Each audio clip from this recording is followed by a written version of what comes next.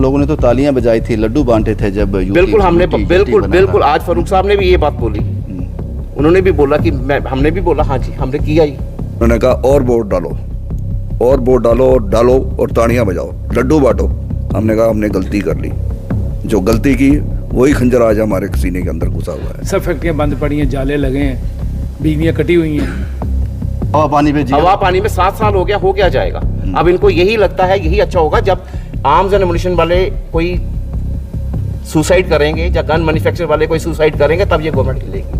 बच्चों की फीसें नहीं है, काम धंधा है नहीं, मार्केट में कर्जा इतना हो गया, घर से बाहर निकलना भी मुश्किल हो गया। फारूक साहब ने उस खंजर को देखा, फारूक निकालेंगे उस खंजर को। फारूक साहब ने तो इतना महसूस किया, वो कहते हैं अगर मेरे इख्तियार में आज के आज होता मैं सबको सस्पेंड करता सबसे पहले। बाऊ लोग हैं, जज अफसर हैं, इनके ऊपर जब तक आप इंक्वायरी नहीं बिठाओगे इनको पुनिश करो। हम तो पुनिश हुए हैं। हमारे ये है कि बच्चे को बोलते हैं दुकान में मत जाओ, घर में बैठो, क्योंकि काम नहीं है, शटर बंद है, सफाई करनी है सिर्फ, और कोई काम नहीं है। तो आज उनके अगर पास स्टेट हुड होती तो उनके पास आपको शायद आपकी जोली में कुछ डाल देते। आज ही डाल नहीं देते। अगर उनके पास स्टेट हुड होती, हम वहां से बाहर बाद में निकलते तो ऑर्डर पहले आते। उन्होंने हमें इतना आश्वासन दिया कि अगली दिवाली जो है मैं आपके साथ मनाऊंगा, आपके बच्चों के साथ मनाऊंगा, आप खुशियां करो, लेकिन मैं हर एक आपको ऑर्डर दिला के रहूंगा कि आपके लाइसेंस रिन्यूअल हो जाए। मेरी पीठ पर खंजर घोंप कर उसने बहुत अपने हाथ मले जब उसने मेरे तड़पने का सलीका देखा। आज भी आर्म्स एंड एमुनिशन डीलर तड़प रहे हैं, वो खंजर आज भी उनकी पीठ पे है। कोशिश कर रहे हैं कि कोई ऐसा हाथ आए उस खंजर को बाहर निकाल सके। इसीलिए सरकार बनने के बाद हर वो दरवाज़ा खटखटा रहे हैं, यहाँ से उम्मीद है। एक बार फिर मेरे साथ Jammu Kashmir arms and ammunition के डीलर, मेरे साथ गन मैन्युफैक्चरर एसोसिएशन के प्रेसिडेंट संजय शर्मा जी मेरे साथ हैं। अपनी एक गुहार लेकर फारूक अब्दुल्ला के पास गए थे। उन्होंने कहा कई साल हो गए, कोई सुनवाई नहीं, ये इंडस्ट्री तबाह हो रही थी, अब मरने की कगार पे है। तो कब तक इंतजार करें, कब तक इस खंजर को लेकर हम चलते रहें, कब तक तड़पते रहें। कुछ आश्वासन उनको दिए गए। क्या आर्म्स एंड एमुनिशन डीलर फिर से जीवित हो पाएगा? क्या कोई ऐसा हाथ है जम्मू कश्मीर में जो उस खंजर को निकाल पाए? इसी सब पर चर्चा करने के लिए ये लोग एक बार फिर इकट्ठा हुए हैं। शुरुआत करते हैं प्रेसिडेंट साहब से, संजय शर्मा जी से। नमस्कार बाजी। सबसे पहला सवाल ये है कि बड़े कम समय में ये बताएं आपका इशू क्या है? इशू हमारा ये है कि 2016 में आर्म्स रूल नया इंट्रोड्यूस हुआ by the ministry of home affair. उसमें क्लियरली था कि जो लाइसेंस के जो ऑलरेडी जो डीलर्स हैं इनके लाइसेंस फॉर नंबर 11, 12 इस टाइप के थे, तो उनको कन्वर्जन करके उनका सिर्फ नंबर ही चेंज करना था, फॉर नंबर 8 में उनको इशू करना था, जो कि एक सिंपल प्रोसेस होता है कि by the time of renewal. इस आर्म्स रूल में लिखा भी हुआ है कि जब रिन्यूअल के टाइम पे आएगा तो आप उनकी फॉर्मेलिटीज़ पूरी होती थी, पूरी फॉर्मेलिटीज़ करके आप उनका कन्वर्जन भी कर दीजिए। लेकिन इस गवर्नमेंट ने, इस एडमिनिस्ट्रेशन ने तब से ना इनका कन्वर्जन किया, ना इनके लाइसेंस को उल्टा इनका लाइसेंस ही उन्होंने कर दिया कि ये काम इनका बंद कर दिया। ये इंडस्ट्री कहाँ स्टैंड करती है आज की डेट में? सांस ले रही है इंडस्ट्री? बिल्कुल सांस नहीं ले रही इंडस्ट्री। आप आके देख सकते हैं, बिल्कुल बंद के कगार पे पड़ी हुई है। कितना अर्सा हो गया इंडस्ट्री को? अगर इन डीलर्स का देखें तो इनको 2 साल हुए। हम इस इंडस्ट्री को 2018 से ये बंद पड़ी। गलती कहाँ की आप लोगों ने? हमने कहीं गलती नहीं की। हमने एडमिनिस्ट्रेशन ने ही अपना, जैसे पास्ट में आपने सुना होगा कि बड़ी सीबीआई कोई रेड्स वगैरह हुई थी, कोई इन्वेस्टिगेशन चल रही थी, वो पार्ट ऑफ गवर्नमेंट, वो जो पार्ट ऑफ इन्वेस्टिगेशन है वो चल रहा था। उसमें इन्होंने एक ऑर्डर निकाल दिया था जिसमें इन्होंने कह दिया कि no fresh licence shall be issued till further orders. वो 4 साल इन्होंने वो ऑर्डर रिवोक ही नहीं किया। फिर हमने 4 साल बाद फिर प्रधानमंत्री जी को गुहार लगाई, फिर उनके एफर्ट से थोड़ा सा इन्होंने जनवरी 2023 को इन्होंने वो रिवोक किया। तो रिवोक करने के बाद वो ऑर्डर, लेकिन टिल डेट इन्होंने आज तक भी लाइसेंस, कोई इंडिविजुअल लाइसेंस इशू नहीं। और उसका ये रिजल्ट हुआ है कि ये इंडस्ट्री तो ख़त्म हुई है, साथ में जो डीलर्स का इन्होंने अप्रैल 2023 में एक ऑर्डर निकाल दिया कि आपके लाइसेंस कन्वर्जन नहीं हुए हैं, जबकि कन्वर्जन इन्होंने खुद करने हैं। जो चीज़ इन्होंने खुद करनी है वो डीलर्स पे डाल दिया है कि आपकी ये फॉर्मेलिटीज़ पूरी नहीं थी, ये नहीं था। तो आपका ये आप काम अपना बंद कर दो। गन मैन्युफैक्चरर और आर्म्स एंड एमुनिशन डीलर जिंदा रहने के लिए क्या कर रहा है? ज़िंदा रहने के लिए जो उसके पास था सब कुछ बेच बाच के वो अपने रोज़ी रोटी चला रहा है। उसको ये होप है शायद कल एडमिनिस्ट्रेशन कर दे, क्योंकि हम इससे पहले 2 बार एलजी गवर्नर साहब जी से भी मिले, उन्होंने प्रिंसिपल सेक्रेटरी से भी हमारा राब्ता हुआ, एम के भंडारी साहब जी से, उन्होंने पूरा देखा, हमारा पूरा सुना। वो भी थोड़ा सा शॉक में थे कि ऐसा इसमें ऐसा क्या था। ऐसा तो कुछ भी नहीं था, एक पीस ऑफ पेपर है, उसकी फॉर्मेलिटीज़ है जो पिछले कई दशकों से ही चलता आ रहा है। जब रिन्यूअल के टाइम पे पूरी इन्वेस्टिगेशन होती है, पुलिस वेरिफिकेशन होती है, सारा स्टॉक चेक किया जाता है, उसके बाद उनका लाइसेंस रिन्यू होता है। तो इसमें भी तो वही था, इसमें सिर्फ एक लाइसेंस का नंबर ही चेंज होना था। तो उन्होंने भी सारा देखा, तो फिर इन्होंने क्या किया कि जो होम डिपार्टमेंट ने इन्होंने कईयों की वो फाइल भेजी हुई थी CID में कि वहाँ से वेरीफाई करना है, जो कि आर्म्स रूल कहीं भी प्रोवाइड नहीं करता। ये कॉन्स्टिट्यूशनल इलीगल है। उसमें सिंपल है कि एक पुलिस वेरिफिकेशन होनी चाहिए थी, इनको वो पुलिस वेरिफिकेशन करनी चाहिए थी। तो उसके बाद अगर आपने CID भी करानी है, करवाइए ना, उसमें शेड्यूल 5 है, उसमें 30 दिन का टाइम है, 30 दिन के अंदर अंदर खत्म करिए उसको। प्रोलॉन्ग करना करते करते इनका काम अप्रैल के बाद टोटली बंद कर दिया कि इनको बोला दरवाजे में आप ताला लगा दो जी, आप काम नहीं कर इस एक्सरसाइज को करते हुए कितना अरसा गुजर गया? हमें ऑलमोस्ट 5-6 साल हो गए अभी हमें सारा, मतलब मैं 2018 से अगर लेके चलूँ तो अब तक हम ये एक्सरसाइज ही करते रहे, डोर टू डोर जाते रहे। फिर हमने जब भंडारी साहब से जब हमारी बात हुई थी तो उन्होंने फिर हमारा देखा था, उसमें हमारी इनके सब डीलर्स की ट्रेनिंग सर्टिफिकेट रहता था। मैंने तुरंत DM को ट्रेनिंग सर्टिफिकेट के लिए लिखा, क्योंकि प्रोविज़न में ट्रेनिंग सर्टिफिकेट इनकी लेटर थी MHA की कि जब तक कोई होगा नहीं तो जो पुलिस लाइन ही इनको ट्रेनिंग दे। तो फिर DM ने वो होम डिपार्टमेंट में भेजी, home department with in 2-3 days उनको दे दिया कि DAR जो है यहाँ जम्मू में, उनको परमिशन दे दी कि आप इनकी सबकी ट्रेनिंग करवाइए। वो सब डीलर्स ने वहाँ से ट्रेनिंग करके इन द मंथ ऑफ सितंबर फिर से अपनी पूरी जो फॉर्मेलिटी थी जमा करवा दी वहाँ पे। अब कि इनका कोई चीज़ पेंडिंग नहीं है, इनकी तरफ से कुछ नहीं है अभी। अब भी टिल डेट आज तक, अब तो दिवाली भी है कल, तो इनकी तो ब्लैक दिवाली है, जो पिछले 5 सालों से एक पैसा तक नहीं आया। आपकी बात सबने सुनी, उसको देखकर शॉक भी हुए, हैरान भी हुए, आप पर सिंपैथी भी जताई, लेकिन असर कोई नहीं आउटपुट कोई नहीं निकला। मजाक बनाया गया आपका, आपके सामने ये कहा गया कि हम तो आपके हमदर्द हैं, लेकिन हुआ कुछ नहीं। अब नई सरकार बनी है, जम्मू कश्मीर यूटी में सरकार आई है, तो अब आपने क्या फैसला किया? मैंने सुना फारूक साहब से मिले जाकर। बिल्कुल जी, हम आज फारूक साहब जी के पास भी गए थे, तो उनका जो रवैया था आज, पहले तो ये वह शॉक, वो उन्होंने जाते ही बोला कि क्या मैं इस इंडस्ट्री को जानता नहीं हूँ? ये वो इंडस्ट्री है जिसने इतने यूथ को, जिनके लाइसेंस बनते थे, उनको गन्स दी हैं, और वो पूरे हिंदुस्तान में, मुंबई में, आपके पंजाब में उनको इतनी नौकरियां मिलती हैं। और मैं तो शुक्रगुजार हूँ इस इंडस्ट्री का कि इनकी वजह से हमारे कई यूथ को एम्प्लॉयमेंट मिली है। ये फारूक साहब कह रहे थे, ये फारूक साहब के आज के वर्ड्स थे उनके। करते मुझे पता है, इन्होंने आपके ऊपर झूठे केस बना दिए गए हुए हैं कि ये हुआ है, और करने वाला आपको भी पता है लाइसेंस किसने बनाई है। ये कहते हैं कि एक फेक लाइसेंस बने हैं जी। फेक लाइसेंस होता है कि मैं अपने घर में मोहरे लगा के बना के सप्लाई करूं। एक होता है इलीगल, जिसको इलीगल तरीके से बनाया जाता है, जो सरकारी बाबू ही बनाता है, जो सरकारी बाबू ही बनाता है।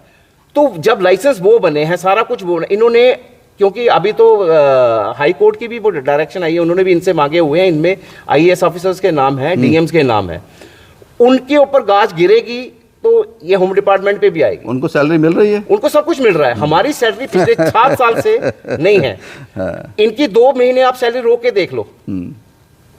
ये उनको बचाने के लिए हमारे ऊपर इतनी गाज गिरा दी है। फारूक साहब ने उस खंजर को देखा, फारूक निकालेंगे उस खंजर को। फारूक साहब ने तो इतना महसूस किया, वो कहते हैं अगर मेरे इख्तियार में आज के आज होता, मैं सबको सस्पेंड करता सबसे पहले। ये उनकी वर्डिंग कहते, फिर मैं देखता कैसे होता। ये आपको बेवकूफ़ बना के ये करते जाएंगे, ऐसे एक बना लेते हैं कि ये चीज़ इंडस्ट्री इसमें नहीं देनी। हम जो कहते जम्मू को दिया क्या है, उन्होंने तो स्टेट पे मुंह पे कह दिया।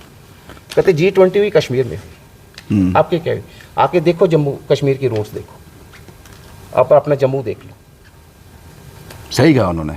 आपके इधर दिवाली आज देख रहे हो, रौनक देख लो बाजार में, आपको खुद पता चल जाएगा क्या रौनक है, दिवाली क्या होती है। तो हमने तो वैसे ही कहा सर हमारे लिए तो काली दिवाली है। पिछले 6-7 साल से हम इसी तरह रो रो के हम कह रहे हैं, कभी कुछ होता है, कभी एक टेबल। मुझे ये नहीं समझ आती, कि एक छोटी सी बात है, एक कोई जब एजेंसीज का, चलो ठीक है मैं गलत हूँ, एजेंसीज का काम है, जब मैं कल्प्रिट हुआ, अगर गलत हुआ तो मेरा काम तो ऑटोमेटिकली बंद हो जाएगा ना। मैं इंटायर सबका काम क्यों आप सफर कर रहे हो, उसमें सबको क्यों मार रहे हो? क्यों इस पे उनका कोई जवाब आता है? इनका कोई जवाब नहीं आता, एक आश्वासन आता, कोई बात नहीं आप निश्चिंत रहे, हो जाएगा। हो क्या जाएगा? हवा पानी पे हवा पानी में 7 साल हो गया, हो क्या जाएगा? अब इनको यही लगता है यही अच्छा होगा, जब आर्म्स एंड एमुनिशन वाले कोई सुसाइड करेंगे या गन मैन्युफैक्चर वाले कोई सुसाइड करेंगे, तब ये गवर्नमेंट हिलेगी, तब इनको पता चलेगा ये क्या है, फिर ये और चीज़ें निकालेंगे कि इनका टोटली कैसे मारे। इतने भी बच्चे हैं तो क्यों बचे? आप लोगों ने तो तालियां बजाई थी, लड्डू बांटे थे जब बिल्कुल, हमने बिल्कुल आज फारूक साहब ने भी ये बात बोली, उन्होंने भी बोला कि हमने भी बोला हाँ जी हमने किया ही, हमने तालियां बजाई, सब कुछ किया कि ऐसे कि क्या हो गया, क्योंकि हमारा बुरा वक्त आना था, तो इसलिए हमने तालियां बजाई थी। फारूक साहब ने तो अपने सर से बात टाल दी ये कहकर कि मेरे पास तो पावर ही नहीं है, ये तो होम डिपार्टमेंट देखता है, जो मेरे इख्तियार में नहीं है। तो आज उनके अगर पास स्टेट होती तो उनके पास आपको शायद आपकी जोली में कुछ डाल देते। आज ही डाल नहीं देते। अगर उनके पास स्टेट हुड होती, हम वहां से बाहर बाद में निकलते तो ऑर्डर पहले आते, ये मैं आपको गारंटीड कह सकता हूं। ये आपको सुनना चाहिए, बड़े गौर से सुनना चाहिए मेरे जम्मू को। और ये सच है, ये कहानी हमने इस चारदीवारी में नहीं बनाई है, ये बरसों से ये लोग उस खंजर को अपनी पीठ पर लादे हुए हर दरवाजे को खटखटा रहे हैं। कोई जवाब है एडमिनिस्ट्रेशन के पास इसका? नहीं होगा, नहीं होगा, क्योंकि दिल्ली दूर है और जो दिल्ली के नुमाइंदे यहाँ बैठे हैं वो ऊंचा सुनते हैं, उनको जम्मू की आवाज़ समझ नहीं आती। कुछ और लोग भी मेरे साथ हैं। सत श्री अकाल भाजी, आप थोड़ा पहले अपने बारे में बताएं कि आप मैन्युफैक्चरर ग्रुप से हैं या फिर डीलर? नहीं, मैं डीलर हूँ और हमारा ये काम 1970 से है। आपकी हालात क्या है अभी, किस तरह से जिंदगी गुजर रही है? इस प्रकार है कि भाई बिल्कुल हम तो खंजल हो, मतलब हमारे बच्चे वगैरह जो हैं, मेरे बेटे ने 3 डिग्री की हुई हैं, पहले उसने सिविल इंजीनियरिंग की, फिर MBA की, फिर मास्टर ऑफ फाइनेंस की, कोई जॉब नहीं मिला। हमने कहा चलो बच्चे ही सेटल हो जाएं, हम तो नहीं आज तक। अगर अपना बिजनेस होता तो दिक्कत नहीं थी, कोई होता तो बिजनेस बच्चों को बीच में डालते। आज हमारे ये है कि बच्चे को बोलते हैं दुकान में मत जाओ, घर में बैठो, क्योंकि काम नहीं है, शटर बंद है, सफाई करनी है सिर्फ, और कोई काम नहीं है। दिवाली पे कोई इतनी हमारे लोगों की सेल होती थी, कुछ कहने की हद नहीं। आज एक गन भी मतलब कि आज हो गए 2 साल हो गए गन नहीं सेल की, कुछ नहीं हुआ। कभी सोचा था ये दौर आएगा? या कभी नहीं, हमने सोचा ही नहीं था। 10 साल से तो वैसे ही ये ऐसे ही जो हुकूमत रही है इनमें तो कोई काम नहीं हुआ हमारा, कोई कुछ नहीं हुआ। अब हमें थोड़ी सी लाइट आई है हमारे में, क्योंकि आज फारूक साहब से मिले हैं, उन्होंने हमें इतना आश्वासन दिया कि अगली दिवाली जो है मैं आपके साथ मनाऊंगा, आपके बच्चों के साथ मनाऊंगा, आप खुशियां करो, लेकिन मैं हर एक आपको ऑर्डर दिला के रहूँगा कि आपके लाइसेंस रिन्यूअल हो जाए। उन्होंने बड़ा अच्छा हमें आज आश्वासन दिया। सिंह साहब की इस आवाज़ की में जो कंपन थी, उस कंपन को महसूस करने की ज़रूरत है। ये वही समझ सकता है जिसने ये पिछले कई सालों से सहा हो। मेरे साथ एक शख्स और हैं, बिल्कुल साथ उनके। सर क्या नाम है आपका? सर मेरा नाम राजेश गुप्ता है। राजेश जी, किस दौर से गुजर रही है ज़िंदगी, क्या कहती है? खंजर का बोझ ज़्यादा बोझ हो गया? खंजर का इतना बोझ हो गया कि अब उठा नहीं सकते। धन्य है ये बीजेपी गवर्नमेंट जो हमें दे रही है। क्या दे रही है? खंजर दे रही है? खंजर ही दे रही है और भूख दे रही है, बस यही दे रही है और कुछ नहीं दे रही है। दुकान को ताले लग गए हैं, बच्चों की फीसें नहीं है, काम धंधा है नहीं, मार्केट में कर्जा इतना हो गया, घर से बाहर निकलना भी मुश्किल हो गया है। अब किसके दरबारे पे जाएं? आज हम गए थे डॉक्टर साहब के पास, उन्होंने हमें बड़ा अच्छा इज्जतमान भी दिया, काफ़ी टाइम भी दिया। उन्होंने कहा और वोट डालो, और वोट डालो और ताड़ियाँ बजाओ, लड्डू बांटो। हमने कहा हमने गलती कर ली, जो गलती की वही खंजर आज हमारे सीने के अंदर घुसा हुआ है। कोई एक कारण बता देना कि जो ये जो लोग कह रहे हैं ये गलत है, कोई एक कारण बता देना। आज जिस एजेंसी में, जिस कंपनी में मैं काम करता हूं, द स्टेट सेंटिनल में, अगर वो मुझे ये कह दे कि आपको काम 12 घंटे करना है, हमें आउटपुट प्रॉपर चाहिए, लेकिन आपको देने के लिए हमारे पास कुछ नहीं है, तो मैं कितनी देर तक सर्वाइव कर पाऊंगा? ये आप समझ सकते हो। ज़िंदगी जीने के लिए आपको वो सब इख्तियार चाहिए जिस पर आपका हक है। जब वही छीन लिए जाएं तो सांस लेना मुश्किल हो जाएगा। शर्मा जी, एक बार फिर मैं आपके पास आऊँगा, फिर कंक्लूड करेंगे। आखिरी शब्द जो आप एडमिनिस्ट्रेशन को कहना चाहते हैं, जो आप नई सरकार को कहना चाहते हैं। एडमिनिस्ट्रेशन के पास तो हम बड़ी बारी गुहार लगा चुके हैं, उनसे तो हम यही कहते हैं कि भी इतना ना मारो कि हम बिल्कुल ख़त्म हो जाएं, कुछ गुंजाइश रखो हमारे लिए, कुछ थोड़ा हम पे तरस खाइए। लेकिन जो कि पिछले 2-3 साल से तो अभी तक कुछ हुआ नहीं है। और मैं जो नई सरकार बनी है इन पे भी मेरी होप है कि जैसे फ़ारूक साहब जी से आज बात हुई तो उनका तो जैसे आपने ये देखा, ये सिंह साहब है, जैसे सारे डीलर्स हैं यहाँ पे, इनकी आंखों में भी आंसू हैं। आज मैंने फ़ारूक साहब के भी जो उन्होंने जब बात कर रहे थे, जो उनके अंदर सिर्फ आंसू वैसे नहीं थे, एक ऐसा एग्रेशन था कि जिसको हम डीलर भी बयान नहीं कर सकते। एब्सोल्युटली। और ये इंडस्ट्री जो है ये जो है ये आज की नहीं है, जम्मू की ओल्डेस्ट है।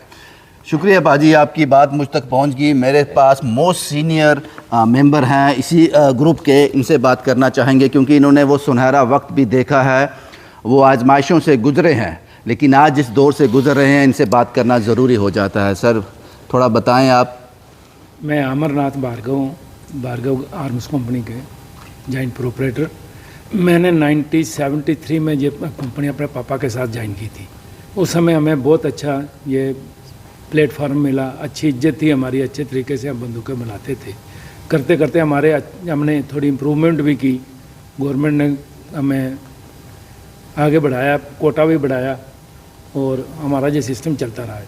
आज 8-10 साल से हमारी सारी फैक्ट्रियाँ बंद हैं, लेबर हमारी सारी चली गई है। ये लेबर हमने मेरे पापा के टाइम की सिखाई हुई लेबर थी, वो भी आज चले गए, उनके बच्चे भी चले गए। आज हमें लेबर ही नहीं मिल रही है काम चलाने के लिए। माल कहीं नहीं बिक रहा क्योंकि माल क्वालिटी बनाने वाला ही नहीं है, लाइसेंस ही नहीं है, तो बनाएंगे क्या।